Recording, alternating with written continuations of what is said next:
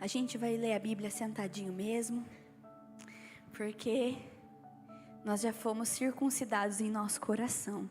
Então a reverência, ela vem de dentro para fora. E eu sei que mesmo sentados, vocês estão devotos ao Senhor, entregues a Ele. Então não é uma formalidade que vai mudar a honra que nós estamos dando ao nosso Pai. Amém? Agora deixa eu perguntar para vocês. Vocês estão felizes com Jesus? Amém, glória a Deus, aleluia. É impossível não estar feliz com o nosso Deus, né? Ele é a nossa força, a alegria que sustenta os nossos dias. Salmo 24, salmo bem conhecido, e diz assim: Ao Senhor pertence a terra e tudo o que nela se contém, o mundo e os que nele habitam. Fundou-a ele sobre os mares e sobre as correntes a estabeleceu. Quem subirá ao monte do Senhor? Quem há de permanecer no seu santo lugar? O que é limpo de mãos e puro de coração, que não entrega a sua alma à falsidade nem jura dolosamente. Este obterá do Senhor a bênção e a justiça do Deus da sua salvação. Tal é a geração dos que o buscam, dos que buscam a face do Deus de Jacó. Levantai, ó portas, as vossas cabeças, levantai-vos, ó portais eternos, para que entre o Rei da Glória. Quem é o Rei da Glória? Vamos lá de novo? Quem é o Rei da Glória? O Senhor poderoso nas batalhas. Levantai, ó portas, as vossas cabeças, levantai-vos, ó portais eternos, para que entre o Rei da Glória. Quem é esse o Rei da Glória? Senhor dos Exércitos. Ele é o Rei da Glória, aleluia, glória a Deus. E Ele está aqui nessa noite. Irmãos, há algum tempo eu venho meditando nessa palavra do Salmo 24, e ontem, enquanto nós estávamos aqui na sala de oração, enquanto nós estávamos tendo ali o nosso turno de adoração, 4 horas, o Senhor, Ele falou, Ele testificou ao meu coração mais uma vez essa palavra. E hoje, enquanto eu meditava a respeito do que eu iria ministrar aqui, gente, é meu filho, tá? Ele me viu aqui, pai, vai lá socorrer. Não dá para ele me ver, amor, tem que deixar ele lá atrás. Aí, gente, faz parte, tá? Então, eu estava meditando nessa palavra hoje. E o Senhor, Ele começou a mudar a direção daquilo que eu vinha pensando. Baseado naquilo que nós vivemos ontem aqui. Foi um período muito precioso. Quem não está entendendo muito bem o que a gente viveu aqui ontem. Ontem nós tivemos 4 horas ininterruptas de oração e adoração. Então nós tivemos aqui em cerca de 40 pessoas que ficaram aqui praticamente as 4 horas completas. Onde nós somente nos entregamos e desfrutamos, contemplamos a presença do nosso papai. E foi um período muito especial. E eu estava pensando sobre aquilo que a gente viveu e nesse salmo de Davi. E eu comecei a pensar quantas pessoas no Brasil se dizem cristãos. As pesquisas, as estatísticas, elas apresentam para nós que o Brasil, junto com a África do Sul, eles são os países que disputam o primeiro lugar para ser o que tem mais cristãos no mundo.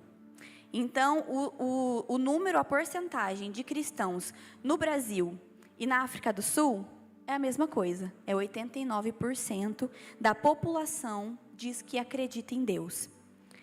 E aqui no Brasil, 70% se diz cristão, porque nem todos que acreditam em Deus fazem parte do cristianismo. Então, aqui no Brasil, de 89% do povo brasileiro, 70% professa o nome de Jesus Cristo, se diz cristão. Mas infelizmente, se nós pararmos para analisar grosso modo aquilo que acontece no nosso país, a gente percebe que o comportamento do brasileiro não condiz com esses dados. Porque se esses 70% que se dizem cristãos se comportassem de fato como Cristo viveu, o nosso país seria completamente transformado. Nós não viveríamos a realidade que nós vivemos hoje, onde uma das cantoras mais famosas do mundo é do Brasil, mas ela nada tem de cristã. As músicas dela se propagam com muita facilidade, ela fica extremamente conhecida, mas o comportamento que ela tem é completamente incompatível com o que a palavra de Deus fala. A gente se depara hoje com uma sociedade completamente líquida, superficial, inconstante em tudo aquilo que elas vão fazer.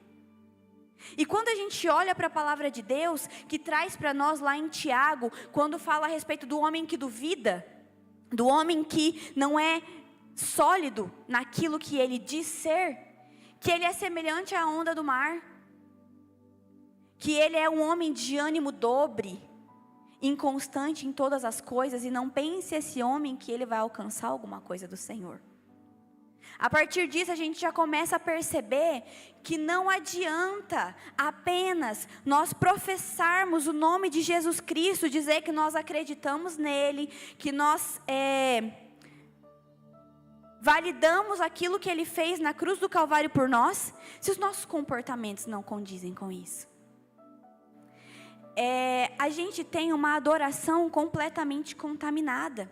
Ao mesmo tempo que o brasileiro ele adora Deus, ele adora inúmeras outras coisas. Ao mesmo tempo que o brasileiro vem na igreja, ele frequenta lugares que Jesus jamais estaria.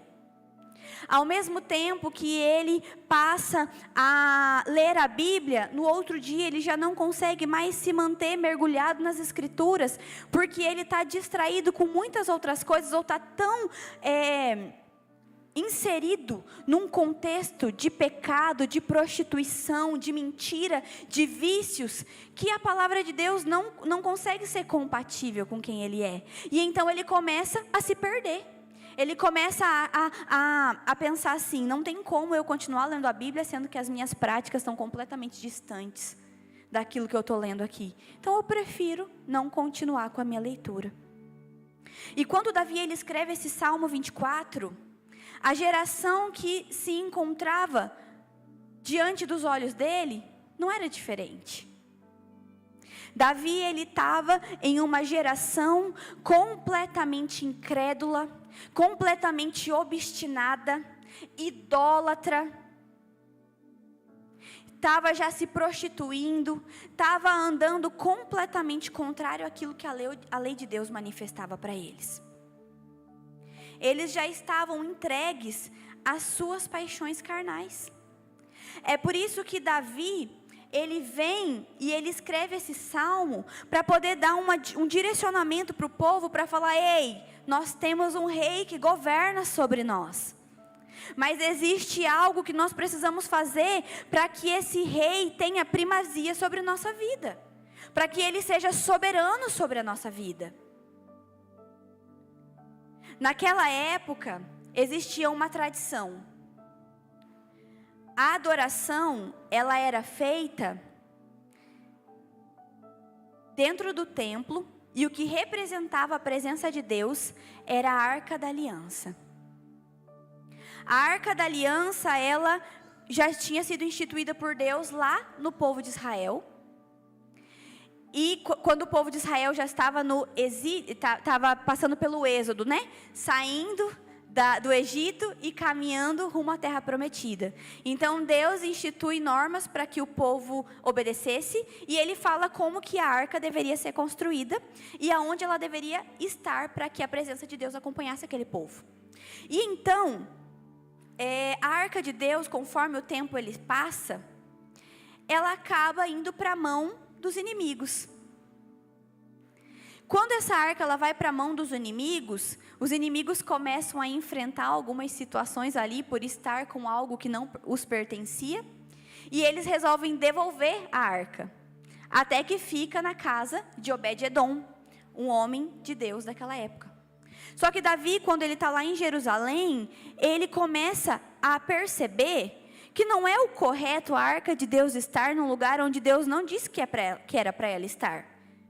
Então Davi ele começa a estabelecer um plano para retornar a presença de Deus, a arca, né, que simbolizava essa presença, até até o templo, né, até o tabernáculo. Porque naquela época o templo de Salomão ainda não havia sido construído, porque Davi ainda estava vivo. E quando Davi, ele busca a arca na casa de Obed-edom, e ele leva ela de volta para Jerusalém, ele escreve esse salmo para o povo. Ele encontra uma forma de anunciar para aquele povo como eles deveriam se comportar para que a presença de Deus pudesse ser manifesta no meio deles. Porque de nada adianta eles terem aquele objeto de madeira no meio deles, se o coração deles estava completamente distante daquela presença. Irmãos, de nada adianta nós estarmos diante da igreja, nós estarmos participando de coisas que a igreja nos proporciona, se o nosso coração ele não está completamente mergulhado naquilo que está acontecendo. Sabe, a gente não pode ser alheio à presença de Deus, porque às vezes ela pode estar do nosso lado, mas eu não estou desfrutando daquilo que ela me proporciona. Às vezes nós estamos aqui na igreja e nós vemos alguém completamente submersos pela glória de Deus, mas nós estamos completamente neutralizados diante daquilo que está acontecendo. Porque a presença de Deus, ela não é um objeto. A presença de Deus, ela não é um lugar. A presença de Deus, ela não é algo que eu posso encontrar uma fórmula para me inserir naquilo ali. A presença de Deus, ela é um ambiente de glória que se manifesta dentro do meu interior. Quando Davi, ele fala nesse salmo assim, ali no verso 3, quem subirá ao monte santo do Senhor? Quem há de permanecer no seu santo lugar? Quando ele se retrata a esse monte, ele não está dizendo a um lugar físico, mas um lugar espiritual. Não era para que as pessoas pegassem lá o seu cajado e fossem subir em cima do monte igual Moisés fazia. Não era para que as pessoas fossem procurar um monte para que a glória do Senhor descesse naquele monte, porque era um ambiente físico que fazia com que a presença do Senhor inundasse aquele lugar. O que Davi estava querendo demonstrar para esse povo era que Deus, ele não habitava em coisas, mas Deus habitava em pessoas. Davi, ele entendeu que nunca foi sobre um lugar para adorar, mas sim em ser o próprio lugar de habitação. Fato é que, se realmente fosse um ambiente de presença, ou sobre uma arca de madeira, Deus jamais escolheria Davi como o homem segundo o coração de Deus. Como que um homem que não respeita regras do templo, como que um homem que dança quando a arca vai indo adiante, como que um homem que comete um pecado terrível, tanto ordenando para que alguém fosse morto, tramando, né, uma estratégia para que um homem fosse morto, como tendo relações com a mulher do seu próximo, poderia ser chamado de um homem segundo o coração de Deus, e Deus escolhesse o coração dele para habitar. Deus, ele tem essa escolha em Davi, porque ele encontrou um coração que desejava ouvi-lo e obedecê-lo. Às vezes a gente começa a pensar que a vida com o Senhor é muito difícil, porque ela tem uma série de regras para a gente obedecer. Eu não consigo fazer aquilo que a palavra do Senhor está dizendo que eu tenho que fazer, então é melhor eu ficar na minha e não dar seguimento àquilo que Deus tem para mim. Irmãos, nós sempre teremos pecados. Nós sempre iremos pender para a nossa natureza pecaminosa, porque o pecado, ele está em nós. Só que o único que pode nos tirar desse lamaçal do pecado, o único que pode mortificar a nossa natureza pecaminosa é Jesus Cristo. Prova disso é que ele precisou abrir mão da sua glória, descer aqui na terra, se abster de tudo aquilo que ele tinha no céu, para viver como nós, para que então ele pudesse restabelecer o acesso ao Pai e fazer com que hoje eu e você pudéssemos ser morada do Espírito Santo de Deus. Não mais um templo, não mais um tabernáculo, mas nós mesmos sermos o próprio templo onde o Senhor Jesus deseja habitar, onde o Espírito Santo quer e deseja ficar, assim como foi com Davi. Os homens daquela época poderiam ter entendido o que Davi entendeu e não mais ficar precisando de um ambiente de adoração. Mas infelizmente eles estavam tão obstinados, incrédulos e precisando de um objeto, que eles não foram capazes de ouvir aquilo que Deus ecoava todas as vezes que falava com Moisés ou com algum dos outros profetas. Eles estavam tão mergulhados e tão cegos nas suas próprias convicções, que eles não entendiam que Deus queria eles, que Deus não queria um lugar. Mas o único que foi entender muito tempo depois foi Davi. Davi, ele vem no Salmo 24 e ele começa a apresentar para aquele povo quem que era o Deus que havia tirado eles das mãos do Egito.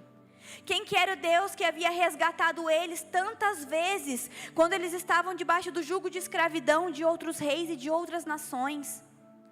Mesmo quando eles pediram outros reis, mesmo quando eles olharam para as outras nações e falaram, nós não queremos mais juízes, nós não queremos mais que Deus seja o nosso rei, nós queremos um rei humano como todos os outros têm. Mesmo quando o povo de Israel rejeitou o governo de Deus sobre eles, Deus chama Davi e Deus faz com que o povo olhe novamente para quem ele era e para tudo que ele havia feito em benefício deles. Davi então ele fala aqui nesse salmo: ao Senhor pertence a terra e tudo o que nela se contém. É um chamado para aquele povo: ei, se vocês estão aqui hoje, se você tem uma terra farta, se você tem comida para comer, se você tem um lugar para dormir, se você tem uma família protegida, é porque ao Senhor pertence essas coisas e Ele aprove que vocês estivessem aqui hoje. Sabe, talvez hoje você tenha reclamado muito das situações que você tem enfrentado na sua vida. Talvez você precise se transportar para esse salmo e começar a olhar com um olhar minimalista para aquilo que Deus tem feito. Talvez a grande coisa que você tem pedido para o Senhor ainda não chegou, mas nos mínimos detalhes, Deus tem provido tudo aquilo que você tem precisado. Está todo mundo respirando aí? Puxa o ar aí.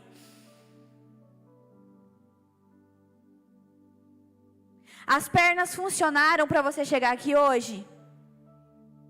Você conseguiu bater palma nesse louvor que nós tivemos aqui?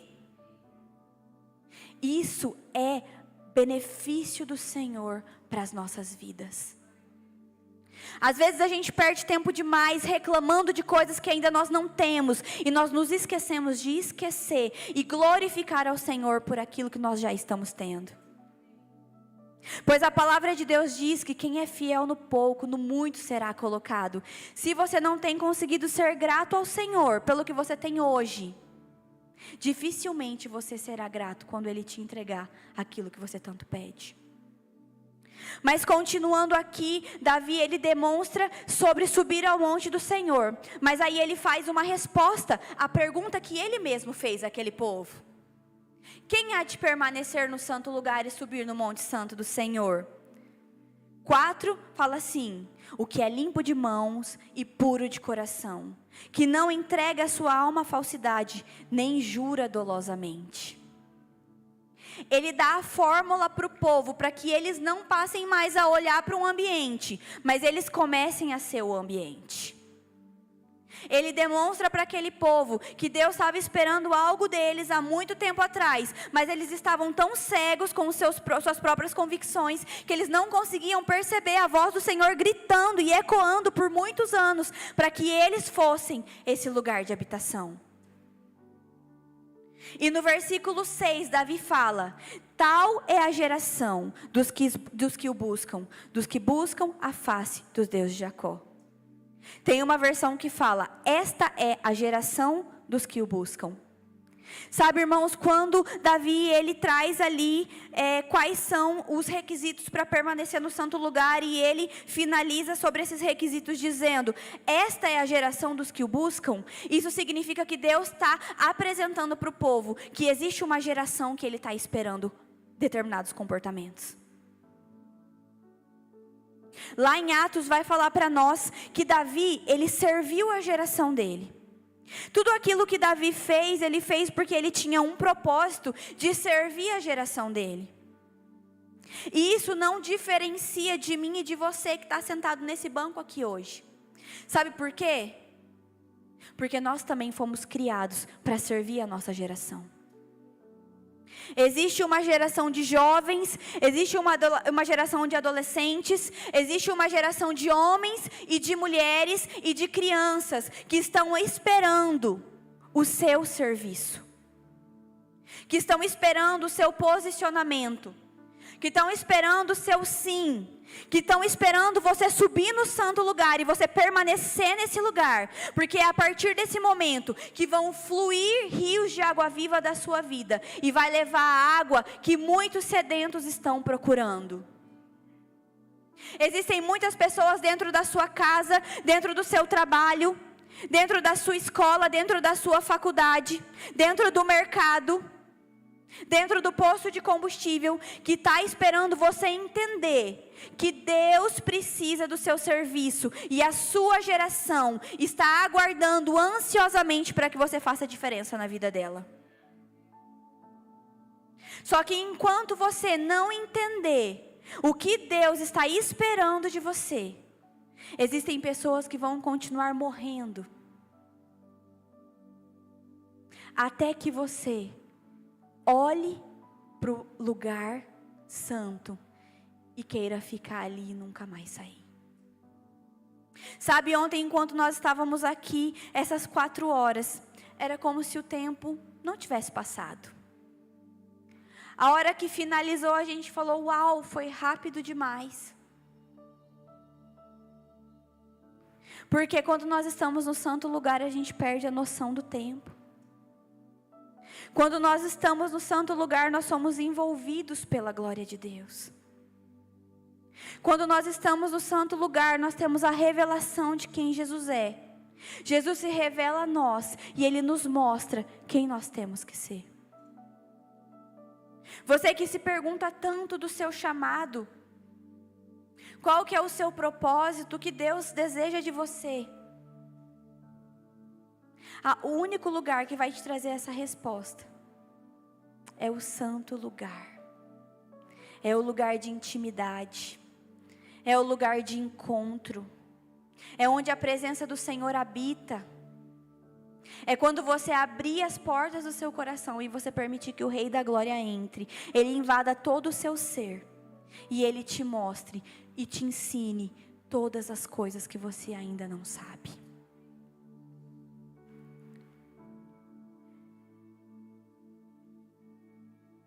Dentro desse versículo onde Davi ele fala qual que é a geração que Deus está esperando, ele fala uma geração limpa de mãos, uma geração pura de coração. Sabe, irmãos, o que isso significa? Que a religiosidade externa, ela não tem sentido sem a santidade interior. Sabe, as suas atitudes, se não forem compatíveis com aquilo que existe dentro de você, de nada vale diante da presença de Deus. Deus poderia colocar aqui por intermédio de Davi que ele espera grandes performances, que ele espera uma voz bonita, um instrumento extremamente bem tocado. Só que se isso for apenas uma aparência, uma religiosidade externa, uma obrigação, uma escala que você tem que cumprir aqui na igreja, não vai adiantar. Porque um dia as máscaras caem. Um dia o Senhor traz à luz aquilo que está no oculto e no escondido, porque de Deus a gente não se zomba. Agora, quando ele pega e ele fala o limpo de mãos e puro de coração, ele está dizendo que ele espera atitudes genuínas, como um reflexo daquilo que existe dentro de nós. Ele continua dizendo que não entrega sua alma à falsidade, não jura dolosamente.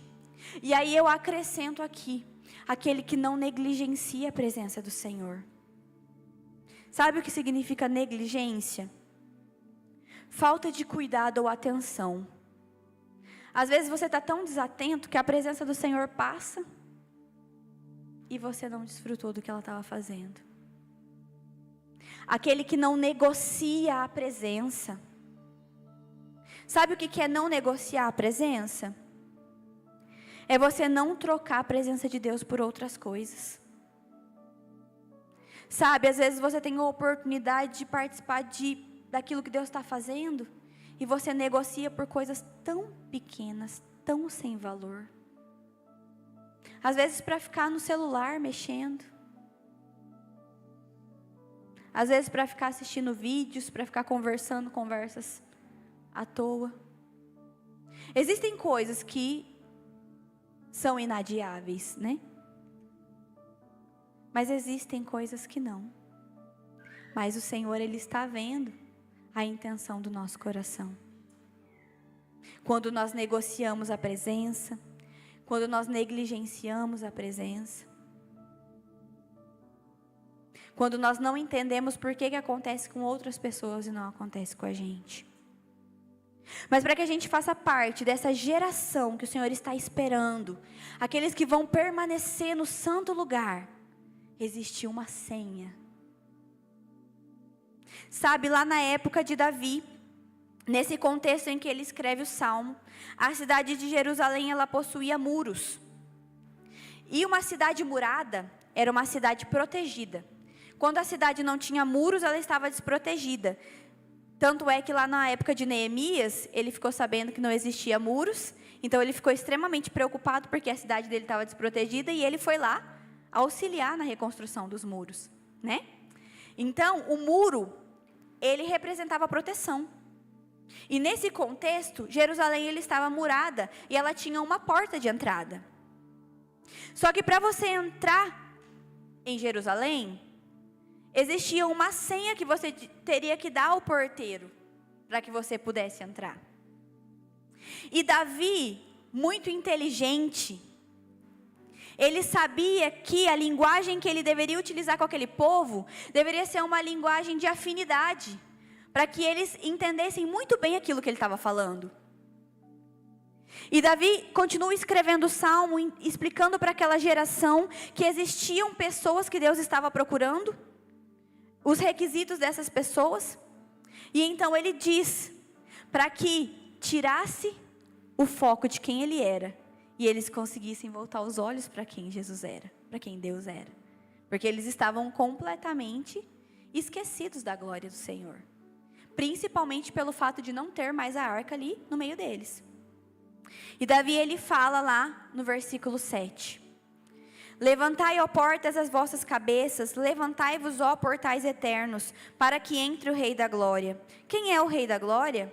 O Senhor forte e poderoso, o Senhor poderoso nas batalhas. A resposta certa para a pergunta, quem é o Rei da Glória, quando alguém pedia para que as portas se levantassem, dava acesso imediato àquela cidade. Irmãos, sabe a senha que vai te dar acesso a esse monte santo? A esse lugar santo, aonde a presença do Senhor ela é constante, 24 horas por dia? O reconhecimento de que Cristo é o Rei da sua vida e dono dos seus dias. Não importa o quanto você tem andado distante ou quantas coisas você tem feito que tem entristecido o coração de Deus. Existe uma única senha para que Ele habite em você, e Ele te torne o lugar da habitação, e Ele te leve para esse lugar espiritual, que vai transformar a tua vida por completo, e todas as áreas que você tem tido dificuldade até hoje. Existe uma senha que transforma o seu casamento, existe uma senha que transforma a sua mãe, que transforma o seu pai, existe uma senha que transforma o seu chefe. E tudo isso vai acontecer quando você parar de olhar para fora e você começar a olhar para dentro e você falar assim: Jesus, eu reconheço o seu governo sobre a minha vida. Você é o meu Senhor.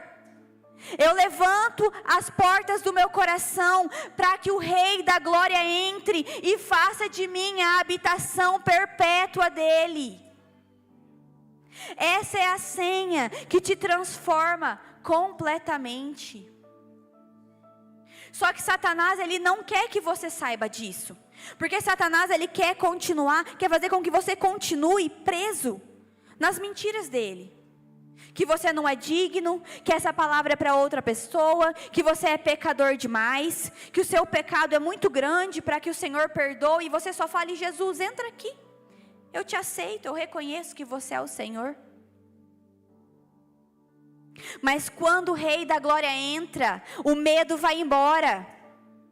Quando o Rei da Glória entra, as mentiras se vão. Quando o Rei da Glória entra, a depressão precisa bater em retirada. Quando o Rei da Glória entra, o espírito de morte é envolvido por vida, porque Ele é o caminho, a verdade e a vida. Quando o Rei da Glória entra, a falta de paternidade vai embora, porque Ele é o Pai da eternidade. Não importa quais são as coisas que existem dentro do seu coração e que tem impedido o Rei da Glória de entrar. Essa é a noite que Ele marcou com você, para que você abra mão disso de uma vez por todas e fala: ei, medo, vai embora. Ei, depressão, vai embora. Ei, coração, levante as suas portas para que o Rei da Glória entre. Jesus é o Rei da Glória, e eu não permito mais que essas situações me mantenham em cativeiro. Essa é a noite que Jesus vai tirar você do seu cativeiro, daquilo que te prende, daquilo que te envergonha, daquilo que amordaça os seus lábios e te impede de falar do amor dele com liberdade,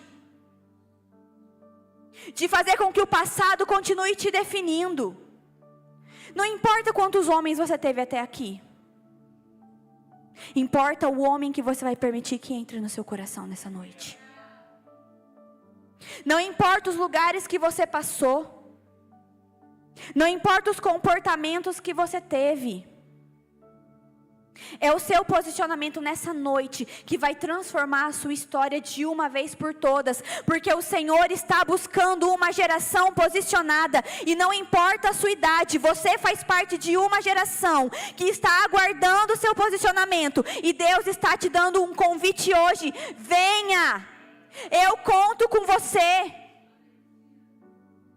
Você é a pessoa que eu quero usar com a história que você tem mesmo, porque eu vou mostrar para todas as pessoas o quanto o meu poder se aperfeiçoa na sua fraqueza.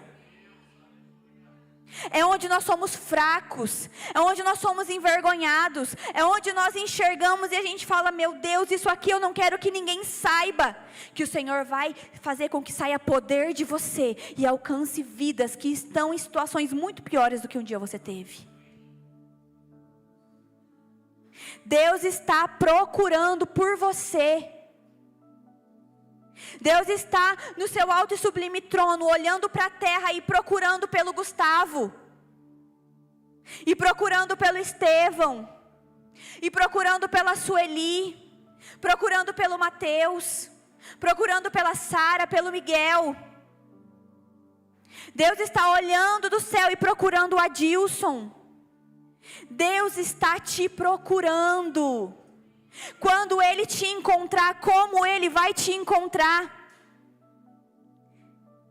de mãos limpas e de coração puro?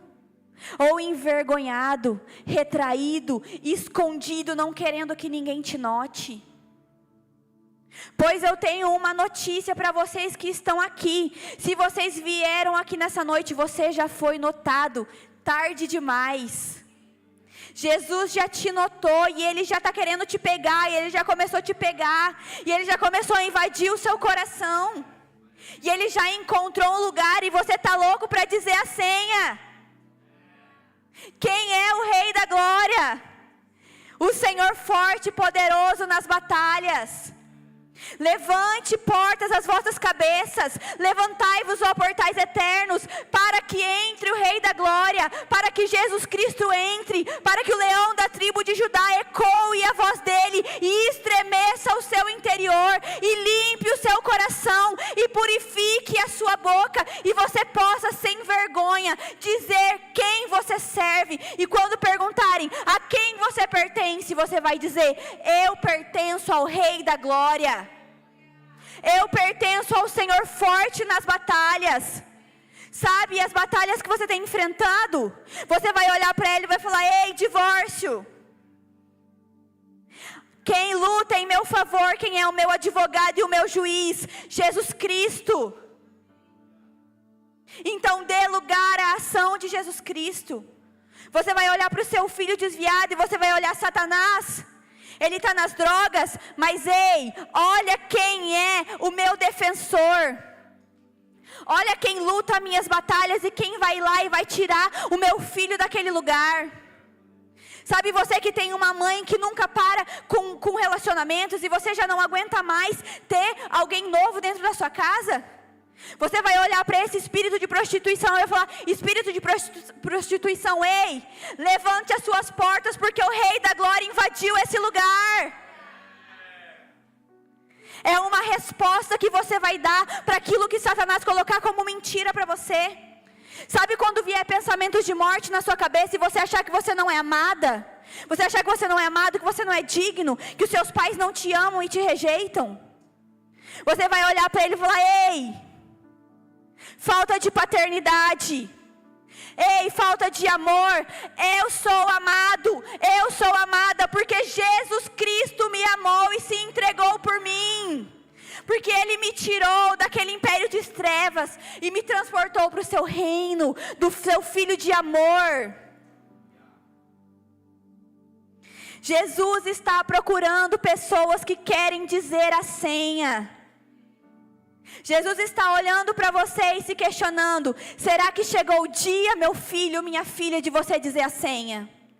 Quantas vezes você já veio aqui nesse lugar e você ouviu palavras e você não conseguiu dizer a senha? Hoje eu te dou a oportunidade, não se envergonhe. É isso que Ele fala para você hoje.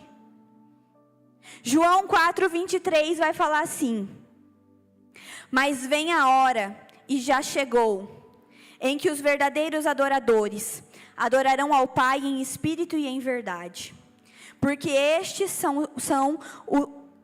são estes que o Pai procura para seus adoradores. Sabe, eu queria destacar de novo esse versículo com vocês. Mas vem a hora, e já chegou, em que os verdadeiros adoradores adorarão em espírito e em verdade, porque são estes que o Pai procura para seus adoradores. Sabe por que eu pedi para vocês enfatizarem a palavra Pai? Porque existem muitas pessoas aqui nessa noite que sofrem de falta de paternidade. Existem muitas pessoas aqui nessa noite que são órfãos de pais vivos. Muitas pessoas que possuem os seus pais, eles te dão aquilo que você precisa, eles provêm a sua casa, mas você não se sente envolvido pela paternidade dele. Você não se sente amado por ele. Você se sente preterido por ele. Você sente muitas vezes que você não dá orgulho para ele. Só que sabe, existe um pai que está te procurando. Existe um pai que te encontrou aqui e ele quer curar essa ferida no seu coração. Existe um pai que não abandona, porque ele diz na palavra dele assim: eis que estou convosco todos os dias até a consumação dos séculos, até que a terra acabe, até que o meu filho volte, até que aconteça a segunda vinda de Jesus, eu estarei contigo todos os dias. Nos dias bons e nos dias maus, eu estarei contigo, meu filho e minha filha. Não importa como os seus pais te trataram, não importa o que eles fizeram que feriram o seu coração, não importa se eles te rejeitaram e fizeram com que sua mãe criasse você sozinha.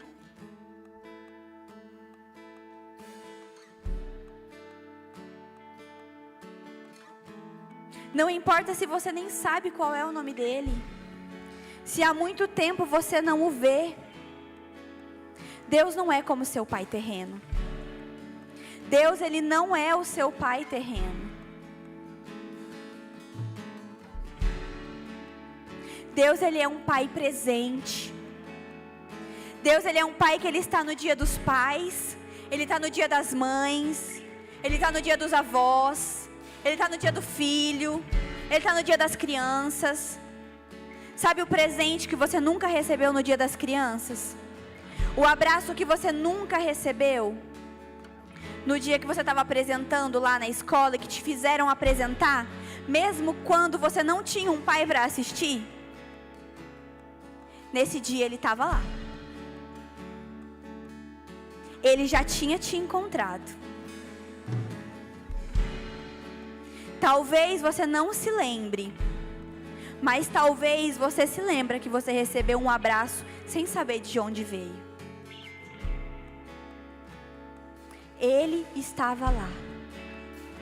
Todas as vezes que você derramou lágrimas, todas as vezes que você pensou em estratégias para tirar a sua vida,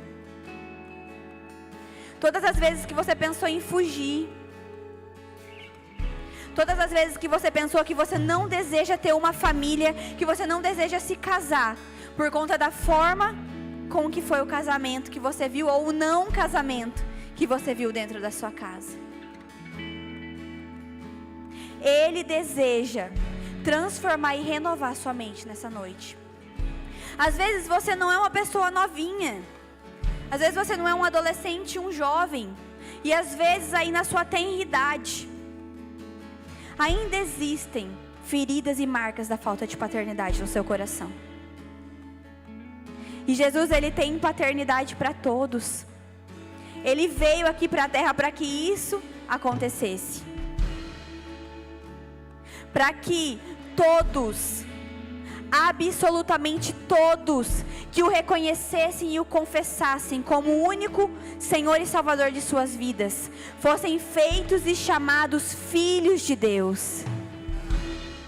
Todos que creem em nome de Jesus, todos que clamam e gritam a senha, podem ser feitos e chamados filhos de Deus. Talvez você nunca ouviu do seu pai a palavra filho, ele te chamou sempre pelo nome, mas Jesus fala: filha, a tua fé te salvou. Filho, pegue a sua maca, levanta e anda, porque você foi curado e os seus pecados foram perdoados. Ei, filhos, filhas, ouça o papai falando do seu ouvido aí. Você nunca escutou, então ouça: filho, eu te amo. Filho, você foi desejado. Filho, eu quero te abraçar. Eu quero te amar. Eu quero que você sente no meu colo, e eu vou enxugar as suas lágrimas e fazer cafuné no seu cabelo. Ei, existe uma senha. Existe uma senha para que a cura chegue no seu interior e de você fluam rios de água viva. O Senhor está te procurando e eu queria convidar você para ficar de pé.